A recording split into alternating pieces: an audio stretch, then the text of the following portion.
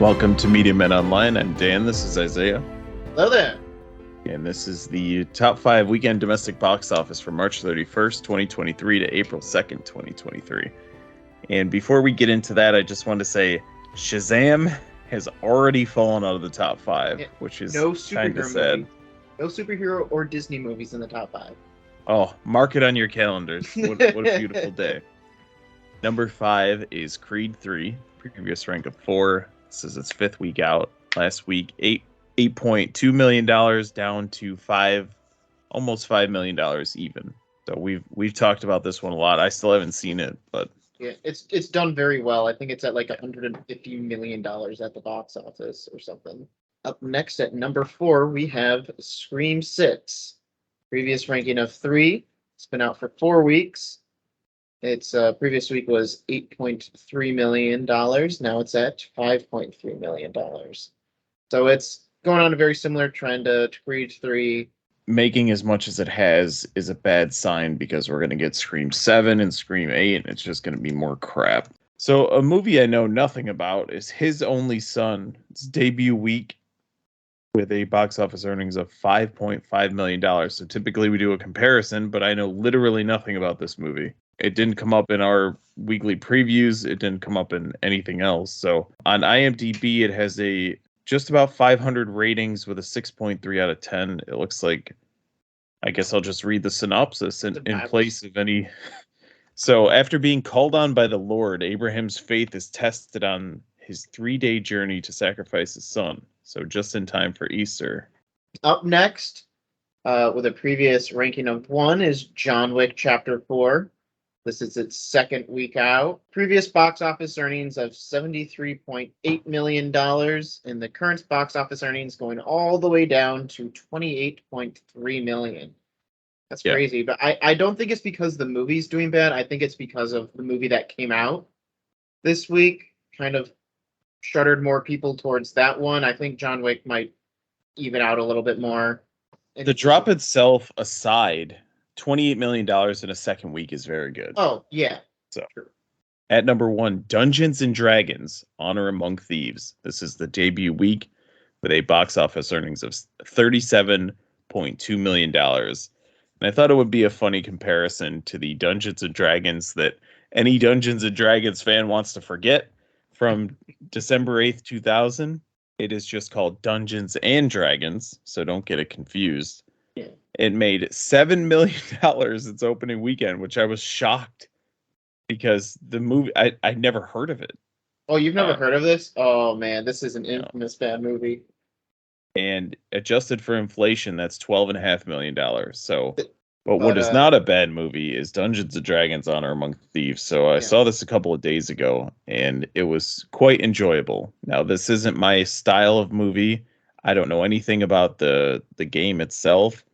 And I'm not into like Lord of the Rings and things like medieval times and that kind of thing, but I still enjoy this movie. Everyone's having fun, so the audience has had fun. And they did something that Tom Cruise did before Top Gun Maverick at the theater. They have like the main 5 or 6 cast members, and they're sitting there, they're talking to the audience, they're thanking you for coming. Now, whether it's genuine or not, I can't say, but it felt nice to be. I'm going to go see the movies anyways, but it's nice for the people who are making these. Yeah, it felt scripted, but genuine. Yes. And it was nice to see that, they took the time to do it. So. I definitely contributed a bit to that. I saw this movie 3 times over opening weekend. It reminded me of like the good old days of Marvel, more so with the theater experience. I'm going to see this movie Saturday night, and just people are coming in to see it wearing D&D merch and excited for the movie. And people in the movie theater itself are getting into it, laughing. I don't think they did it for when we saw it Monday, but like after the showtime on Saturday, a bunch of people were clapping. And it's like, I can't remember the last time I heard people clap for a movie. Yeah, a girl in front of me actually had elf ears on. Yeah, a bunch of people. I thought they were giving them out or something because a bunch of my friends who were sitting like 2 rows ahead of had a bunch of elf ears, and I was like, wait, were they handing those out somewhere? Maybe at the IMAX theater showing. I don't know. Maybe. Yeah, when you have people who are in charge of the movie who care about the property, now whether they're Dungeons and Dragons fans or not, it doesn't even matter. people who take care of the property and they have fun with it. It's a fun movie. I highly recommend going to see it. It's just a good time. Yeah. We'll get into the ratings and everything at some point, but it's just a good time. This week was weird because we had some movies released early on Wednesday instead of, like today on Friday. Yeah, it's because it's spring break for the little kids. Which can be a pain if you want to see this first movie. So specifically, we got 3 movies that we're going to talk about releasing on the 5th, and then we'll 2 that we're releasing today on the 7th. First one we have is the Super Mario Brothers movie. Of course, a stacked cast. Just to name a few, you have Chris Pratt as Mario, Jack Black as Bowser, Anna Taylor-Joy as Peach, and Charlie Day as Luigi. This is an animation adventure comedy from Universal Pictures, or it's also like Nintendo. And the thing that has me worried the most is Illumination. There's like one Illumination movie I like, and that's the first Despicable Me movie. I think they're a hack of a company when it comes to a bunch of other stuff, but I won't get too much into that now.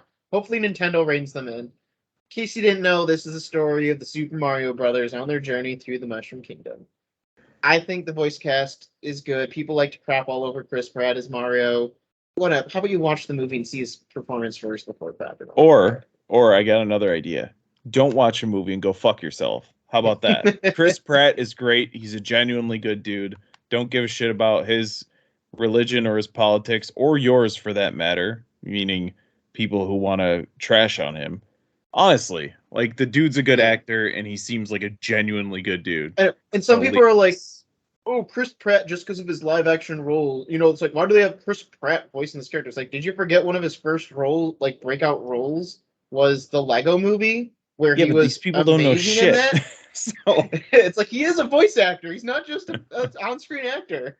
It's not confusing that he got cast in this role. It's like, he's good at voice acting. And notable no-name hack John Leguizamo had to jump in on this one, and he was upset because the guy who was voicing Mario wasn't Italian or black. Who cares? So, yeah. The guy who's voicing Luigi isn't Italian or black. Right. But, neither was John Leguizamo when he played Luigi in that shitty movie. Actually, Isaiah and I saw this one on Wednesday at midnight, and it was, well, I'll leave it. I don't know if we're going to do a review on it or not, but we'll get to that. Check it out if you're into it, or don't. You do you. You know what you're into. It's Mario. All right, so next up we have Air. Notable cast, Matt Damon and Ben Affleck. A drama by Amazon Studios follows the history of shoe salesman Sonny Vaccaro and how he led Nike in its pursuit to the greatest athlete in the history of basketball, Michael Jordan. You have good actors and things, but no interest. Yeah, I'm sure we'll see this in the upcoming numbers, and it'll make like $50 million the first week. Unlike our next movie, a small little movie called On a Wing and a Prayer. Notable cast members are Dennis Quaid and Heather Graham. Heather Graham's name sounds familiar. I could not place what movie I'd seen her in before, though. She was Felicity Shagwell in the second Austin Powers. This is a drama from MGM Studios. And the synopsis is, after their pilot dies unexpectedly mid-flight, Doug has to safely land a plane and save his entire family from an insurmountable danger.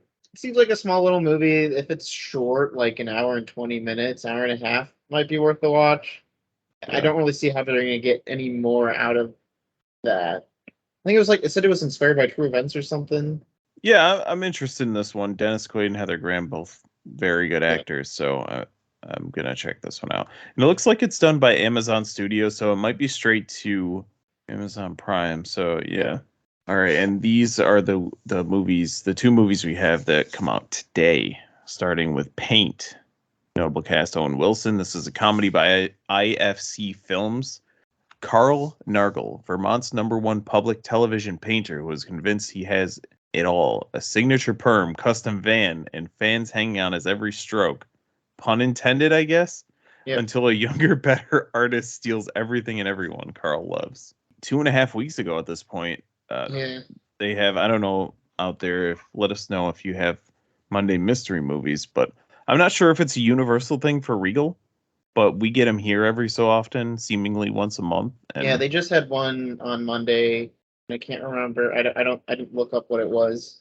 yeah, you're gonna have to be in the mood for this kind of movie because it's an Owen Wilson movie. There's gonna be comedy and or attempted comedy, however you view Owen Wilson. How to Blow Up a Pipeline. This is a crime thriller from Neon, the same people who made Infinity Pool. And the synopsis is a crew of environmental activists plot a daring plan to disrupt an oil pipeline.